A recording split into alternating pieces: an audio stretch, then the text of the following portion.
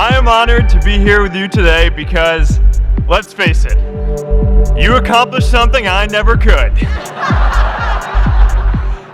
If I get through this speech today, it'll be the first time I actually finish something here at Harvard.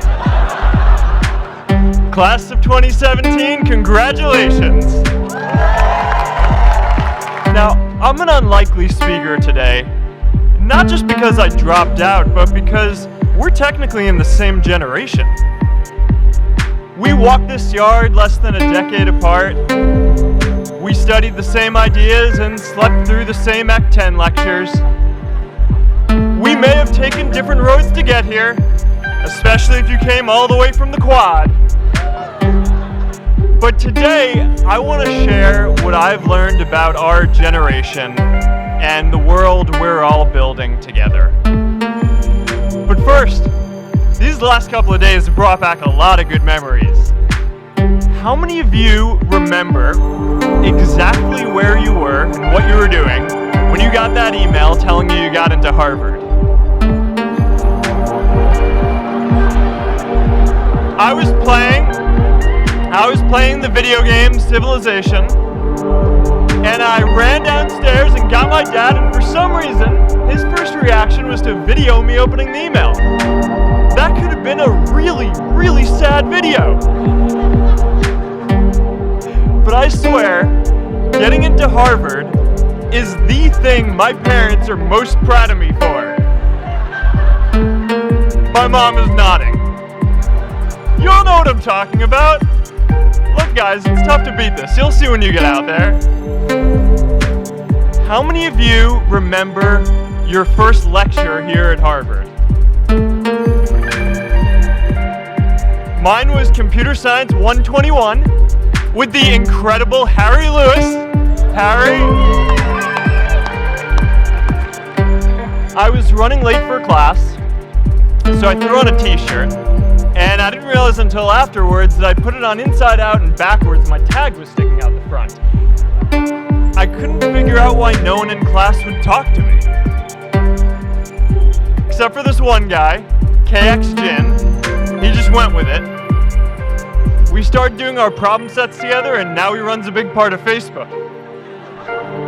And that, class of 2017, is why you should be nice to people.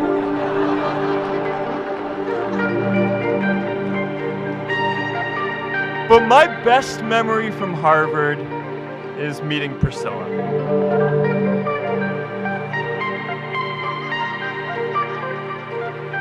I had just launched this prank website, Face Mash, and the ad board wanted to see me. Everyone thought I was going to get kicked out. My parents drove up here to help me pack my stuff. My friends threw me a going away party. Who does that?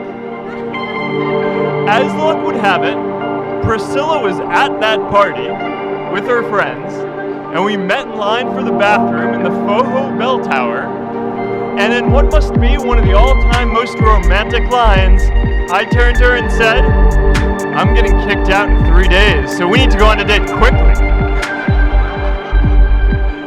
Actually, any of you graduating today can use that line.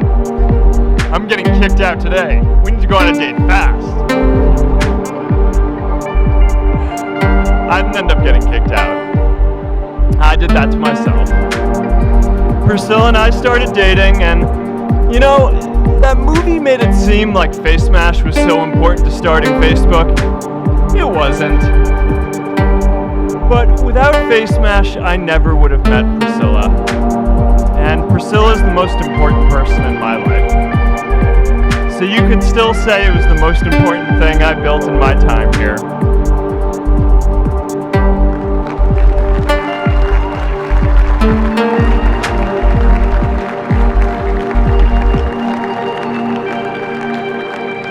We have all started lifelong friendships here, and some of us even families.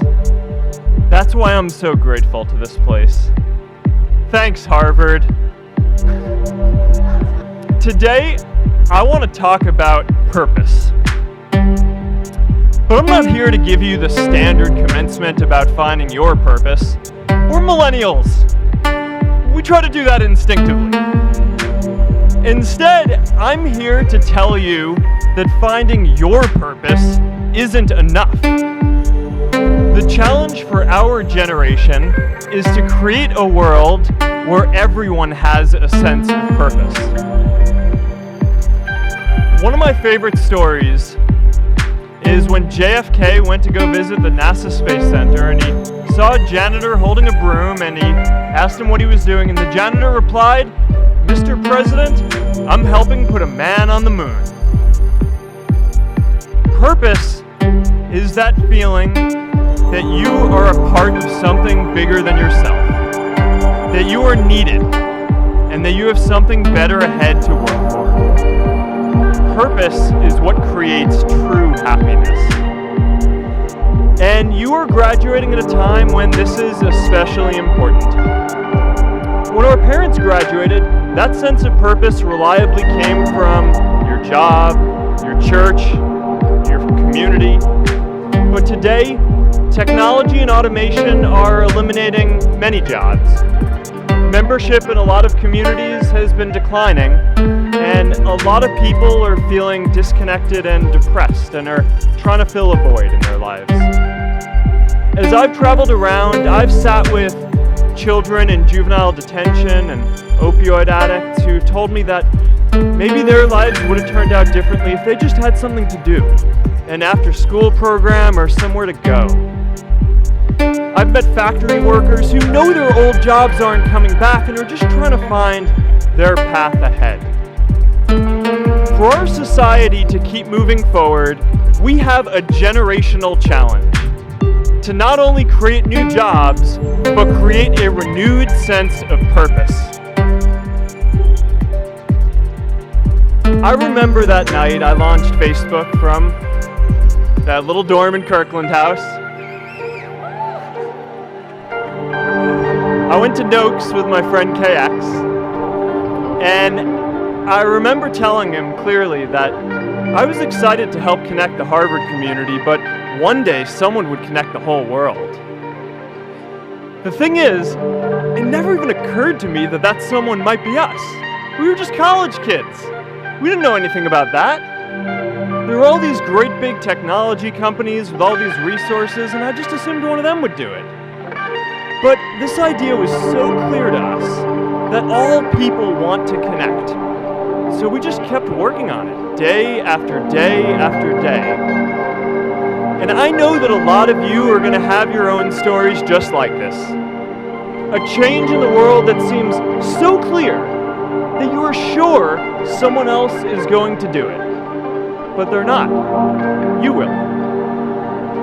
But it's not enough to have that purpose yourself. You also have to create a sense of purpose for others. And I found that out the hard way. You see, my hope was never to build a company. I wanted to have an impact. And as all these people started joining us, I just assumed that that's what they wanted to do too. So I never took the time to explain what it was that I hoped we'd build. A couple of years in, some big companies wanted to buy us. I didn't want to sell. I wanted to see if we could connect more people. And we were building the first version of Newsfeed at the time, and I thought, if we could just launch this, it could change how we all learn about the world. Nearly everyone else wanted to sell. Without a sense of higher purpose, this was their startup dream come true, and it tore our company apart. After one particularly tense argument, one of my close advisors told me if I didn't agree to sell the company right now, I would regret that decision for the rest of my life. Relationships were so frayed that within a year or so, every single person on our management team was gone. That was my hardest time leading Facebook. I believed in what we were doing, but I felt alone. And worse, it was my fault. I wondered if I was just wrong, an imposter, a 22-year-old kid who had no idea how things actually worked. Now, years later, I understand that is how things work when there's no sense of higher purpose. So it's up to all of us to create it so we can all keep moving forward together. And today, I want to talk about 3 ways that we can create a world where everyone has a sense of purpose. By taking on big, meaningful projects together. By redefining equality so everyone has the freedom to pursue their purpose. And by building community all across the world. So first, let's take on big, meaningful projects. Our generation is going to have to deal with tens of millions of jobs replaced by automation like self-driving cars and trucks. But we have the potential to do so much more than that. Every generation has its defining works. More than 300,000 people worked to put that man on the moon, including that janitor. Millions of volunteers immunized children around the world against polio, and millions of more people built the Hoover Dam and other great projects. And now it's our generation's turn to do great things. Now I know, maybe you're thinking, I don't know how to build a dam. I don't know how to get 1 million people involved in anything. Well, let me tell you a secret. No one does when they begin. Ideas don't come out fully formed. They only become clear as you work on them. You just have to get started. If I had to know everything about connecting people before I got started, I never would have built Facebook. Movies and pop culture just get this all wrong. The idea of a single eureka moment is a dangerous lie. It makes us feel inadequate because we feel like we haven't had ours yet. And it prevents people with seeds of good ideas from ever getting started in the first place. Oh, and you know what else movies get wrong about innovation? No one writes math formulas on glass, okay? Alright? That's not a thing, okay? It's really good to be idealistic, but be prepared to be misunderstood. Anyone working on a big vision is going to get called crazy, even if you end up right. Anyone taking on a complex problem is going to get blamed for not fully understanding it, even though it's impossible to know everything up front. Anyone taking initiative will always get criticized for moving too fast, because there's always someone who wants to slow you down. In our society, we often don't take on big things because we're so afraid of making mistakes that we ignore all the things wrong today if we do nothing.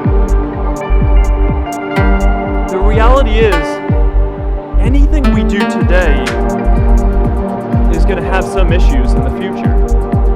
But that can't stop us from getting started. So what are we waiting for? It is time for our generation-defining great works. How about stopping climate change before we destroy the planet and getting millions of people involved, manufacturing and installing solar panels? How about curing all diseases and getting people involved by asking volunteers to share their health data, track their health data, and share their genomes? You know, today, our society spends more than 50 times as much treating people who are sick as we invest in finding cures so people don't get sick in the first place. It makes no sense. We can fix this. How about modernizing democracy so everyone can vote online? And how about personalizing education so everyone can learn? These achievements are all within our reach. Let's do them all in a way that gives everyone in our society a role. Let's do big things, not just to create progress, but to create purpose. So taking on big, meaningful projects together is the first thing we can do to create a world where everyone has a sense of purpose.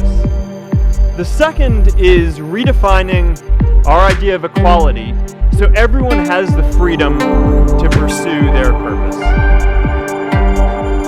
Now, many of our parents had stable jobs throughout their careers, but in our generation, we're all a little entrepreneurial, whether we're starting our own projects or finding our role in another one.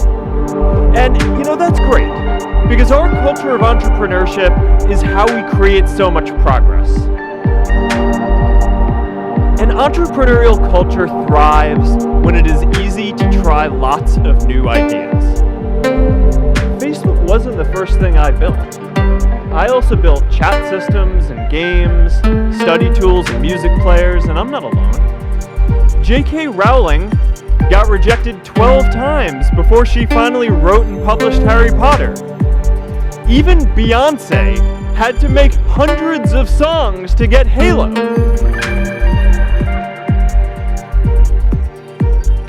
The greatest successes come from having the freedom to fail. Now, today, we have a level of wealth inequality that hurts everyone. When you don't have the freedom to take your idea and turn it into a historic enterprise, we all lose.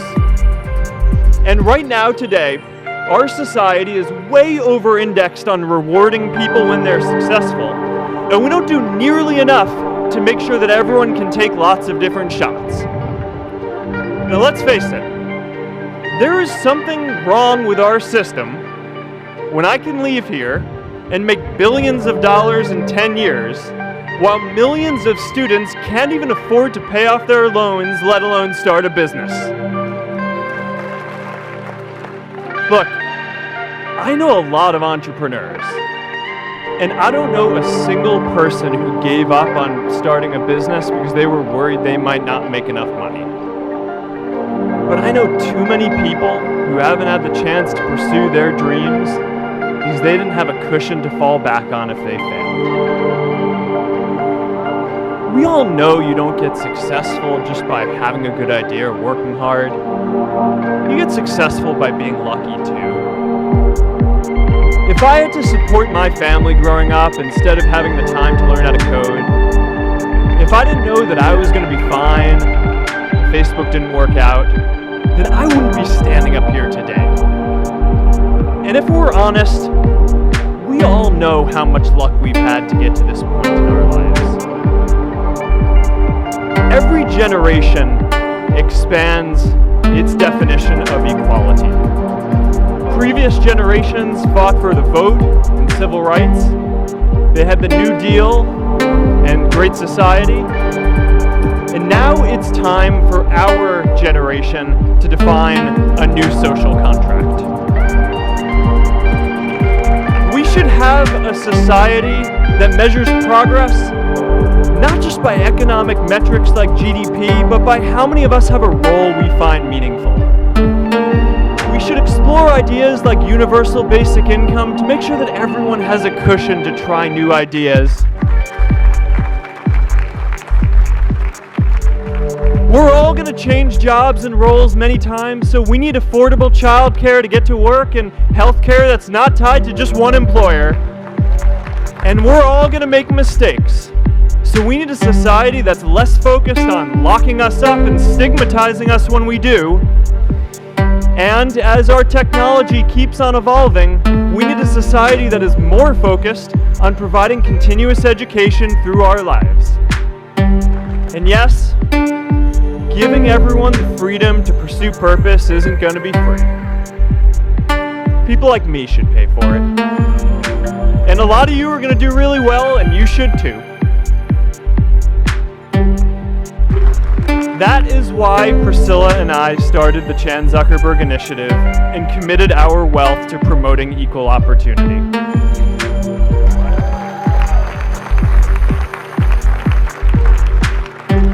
These are the values of our whole generation. It was never a question of if we were going to do this. only question was when. Millennials are already one of the most charitable generations in history. In just 1 year, more than 3 in 4 US millennials donated to charity, and more than 7 in 10 raised money for another one. But it's not just about giving money. You can also give time. And I promise you, if you just take an hour or two a week, that's all it takes to give someone a hand and help them reach their potential. Now, maybe you're thinking, that's a lot of time. I'm not sure if I have that much time. I used to think that. You know, when Priscilla graduated from Harvard, she became a teacher. And before she'd do education work with me, she told me that I needed to get my own experience teaching a class. At first I complained. You know, I'm kind of busy. I'm running this company. But she insisted. So I taught an after-school program at the local Boys and Girls Club on entrepreneurship. I taught those kids lessons on product development and marketing, and they taught me what it was like growing up feeling targeted for your race, and what it's like having a family member in prison. I shared stories of my time in school, and they shared their hope that one day they would get to go to college too. For 5 years, I've had dinner with those students every month. One of them even threw Priscilla and me our first baby shower. And next year, they're going to college. Every one of them, first generation in their families. We can all make time to give someone a hand. Let's give everyone the freedom to pursue purpose, not just because it's the right thing to do, but because when more people can turn their dreams into something great, we are all better for it.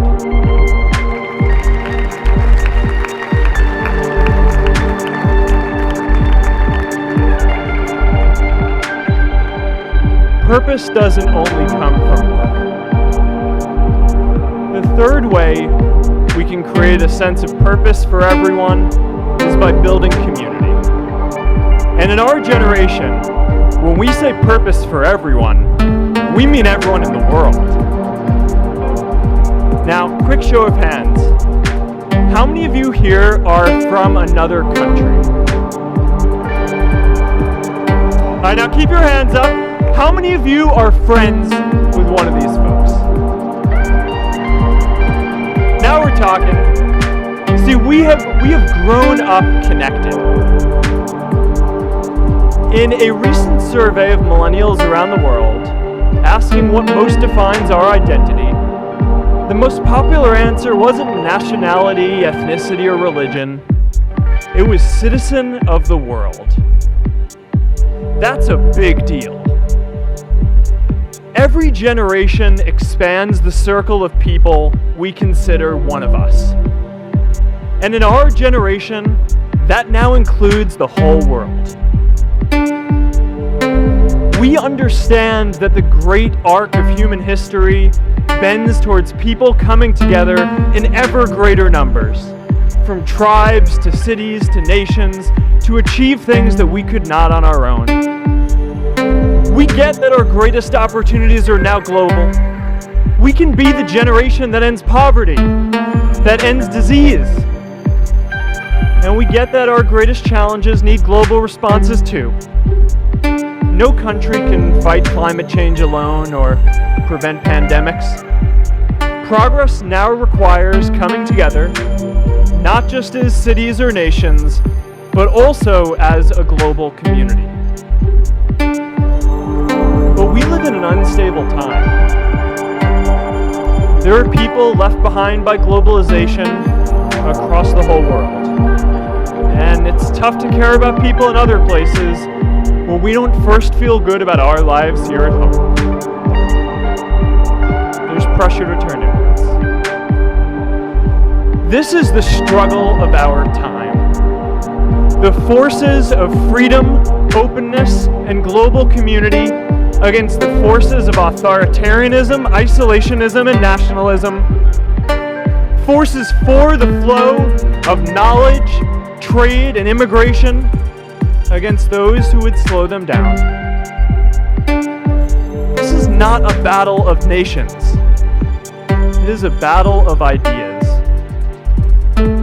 There are people in every country for more global connection, and there are good people against it. And this isn't going to be decided at the UN either. It's going to happen at the local level when enough of us feel a sense of purpose and stability in our own lives that we can start to open up and care about everyone else too. And the best way to do that is to start building local communities right now. We all get a lot of meaning from our communities. Who here's from Elliott House? How about Lowell? I know you guys found community because you literally live right on top of each other. And Mather? I'll just leave that there. Whether our communities are houses or sports teams, churches or a cappella groups, they give us that sense that we're a part of something bigger, that we are not alone. They give us the strength to expand our horizons. And that's why it's so striking that over the past few decades, membership in all kinds of communities has declined by as much as 1/4. That's a lot of people who now need to find a sense of purpose somewhere else. But I know that we can rebuild these communities and start new ones because many of you already are. I met Agnes Agoye, who's graduating today. Agnes, where are you?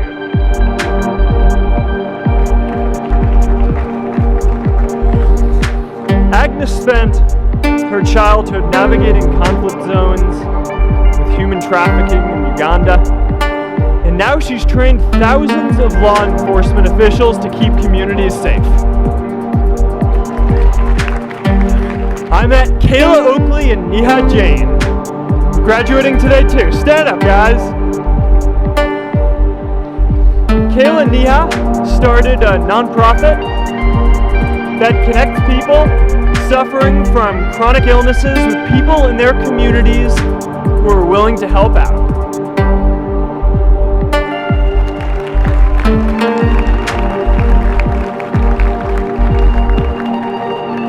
And I met David Razu Aznar, who's graduating from the Kennedy School today. David, stand up.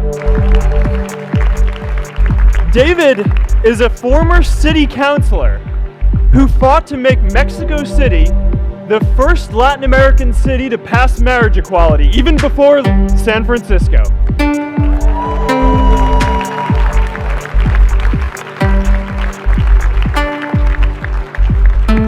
And this is my story too. A student in a dorm, connecting one community at a time, and keeping at it until one day we can connect the whole world. Change starts local. Even global change starts small with people like us.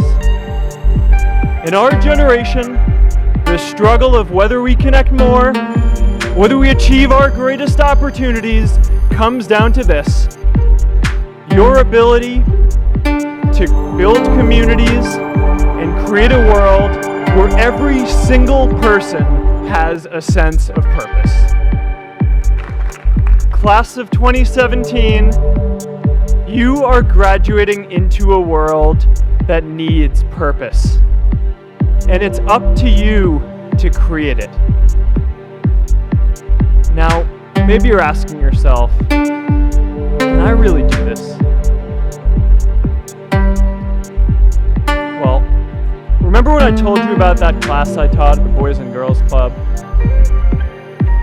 One day after class, I was talking to my students about going to college, and one of my top students raised his hand and said, that he wasn't sure he could go to college because he's undocumented. He wasn't sure if they'd take him. Last year, I took him out to breakfast for his birthday, and I wanted to get him a gift, so I asked him what he wanted, and he just started talking about struggles that he saw other students in his class facing, and finally he said, "You know, I'd really just like a book on social justice." I was blown away. Here is a young guy who has every reason to be cynical. He wasn't sure if the country he calls home, the only one he's known, was going to deny him his dream of going to college. But he wasn't feeling sorry for himself. He wasn't even thinking of himself. He has a greater sense of purpose, and he's going to bring people along with him. It says something about our situation today that I can't even say his name because I don't want to put him at risk. But if a high school senior who doesn't know what the future holds for him can do his part to move the world forward, then we owe it to the world to do our part too. So before you walk out those gates one last time, and as we sit here in front of Memorial Church, I'm reminded of a prayer, Misha Berach, that I say whenever I face a big challenge, that I sing to my daughter, thinking of her future when I tuck her in at night. And it goes, "May the source of strength, who's blessed the ones before us, help us find the courage to make our lives a blessing." I hope you find the courage to make your life a blessing. Congratulations, class of 2017. Good luck out there.